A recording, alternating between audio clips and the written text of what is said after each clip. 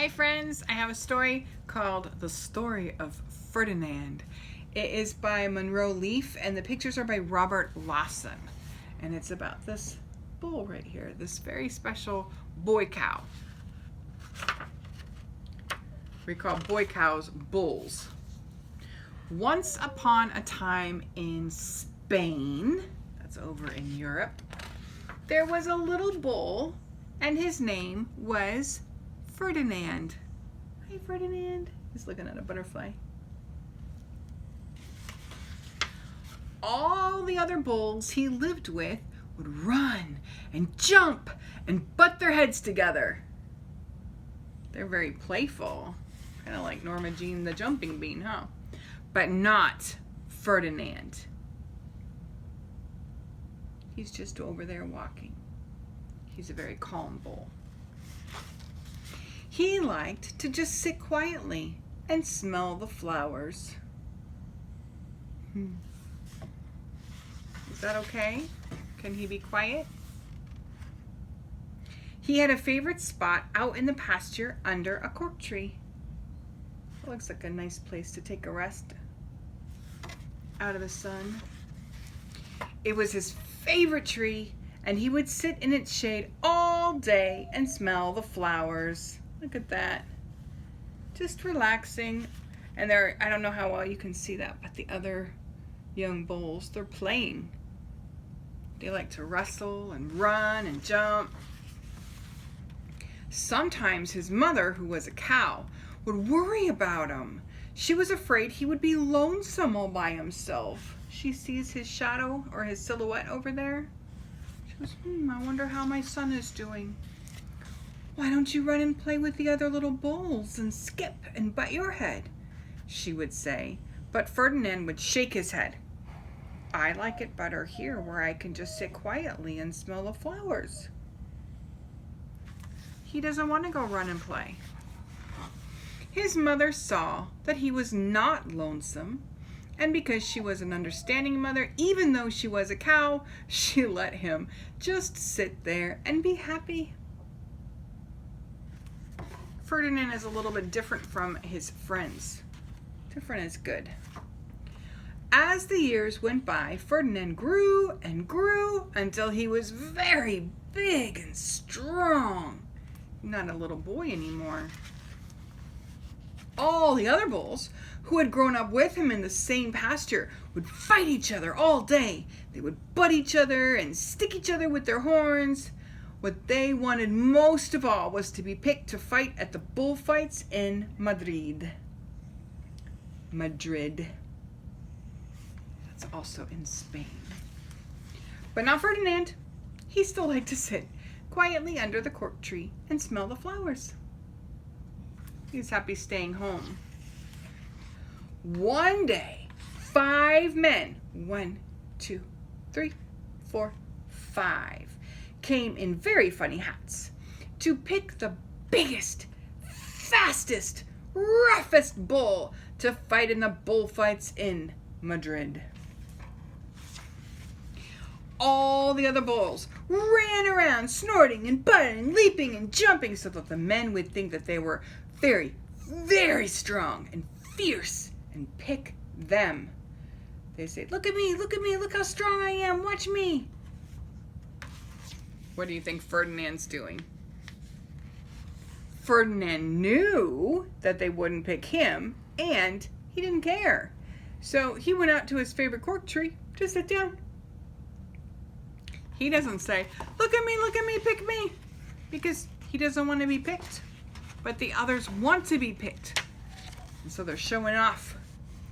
He didn't look where he was sitting, and instead of sitting on the nice cool grass in the shade, he sat on a bumblebee. What do bumblebees sometimes do? Zzz, ding! Uh-oh. Well, if you were a bumblebee and a bull sat on you, what would you do?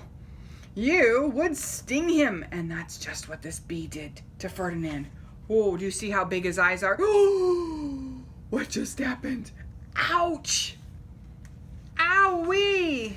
Wow, did it hurt? Ferdinand jumped up with a snort. He ran around, puffing laughing and snorting, biting and pawing the ground as if he were just crazy. That really hurt him. Can you hear my dog? She thinks that she's really hurting too. My 5 men saw him and they all shouted with joy. The 5 men, I don't know why I said my 5 men. Here was the largest and fiercest bull of all, just the one for the bullfights in Madrid. They think they found the one. So they took him away for the bullfight in a cart. They said, yay, we found the most exciting bull to watch. What a day it was. Flags were flying.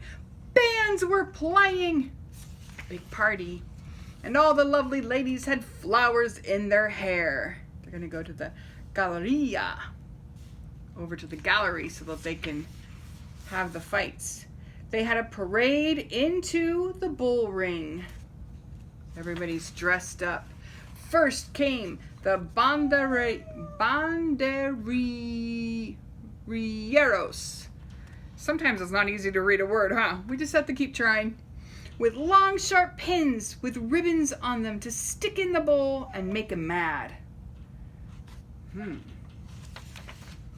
Next came the picadores, who rode skinny horses, and they had long spears to stick in the bull and make him madder. Then came the matador, the proudest of all. He thought he was very handsome, and he bowed to the ladies. He had a red cape and a sword and was supposed to stick the bull last of all. Then came the bull. And do you know who that is, don't you? Ferdinand. There he is. He's not coming in all big and loud, huh? They called him Ferdinand the Fierce. And all the banderilleros were afraid of him. And the picadores were afraid of him. And the matador was scared stiff. Oh, they're so scared. Because Ferdinand looks scary to them. Ferdinand, where is he at? Oh, there he is. There's Ferdinand. Ferdinand ran to the middle of the ring and everybody shouted and clapped because they thought he was going to fight fiercely and butt and snort and stick his horns around. Is that what Ferdinand likes to do? But not Ferdinand. When he got to the middle of the ring, he saw the flowers in the lovely lady's hair, and he just sat down quietly and smelled. He doesn't want to fight. He enjoys sitting and smelling flowers, doesn't he? He wouldn't fight and be fierce no matter what they did. He just sat and smelled. And the banderilleros were mad, and the picadores were madder, and the matador was so mad that he cried because he couldn't show off with his cape and sword. Oh, Ferdinand doesn't want to play their game, does he? So they had to take Ferdinand home. That was not for him. And for all I know, he's still sitting there under his favorite cork tree, smelling the flowers just quietly. He's very happy. The end.